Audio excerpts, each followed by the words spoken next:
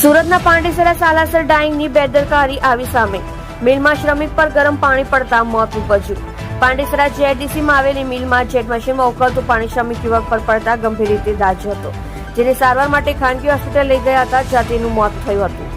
પ્રાપ્ત માહિતી મુજબ પાંડેસરાના વડોદ પાસે ગણેશનગરમાં રહેતા સચિન રામકિશોર યાદવ ઉંમર 18 જેઆઈડીસીમાં આવેલ સાલાસર ડાઇંગ મિલમાં કામ કરી પરિવારને આર્થિક રીતે મદદરૂપ થતો હતો. દરમિયાન ગત તારીખ 21મીએ વહેલી સવારે મિલના જેટ મશીનમાં પાણી ઉકાળવાનું કામ કરતી વહેલા અચાનક પાણી તેના પર પડ્યું હતું, જેને પગલે સચિન ગંભીર રીતે દાઝી ગયો હતો, જેથી તાત્કાલિક 7 કામદારો દોડી આવ્યા હતા અને દાઝેલા સચિનને સારવાર માટે ખાનગી હોસ્પિટલ લઈ ગયા હતા.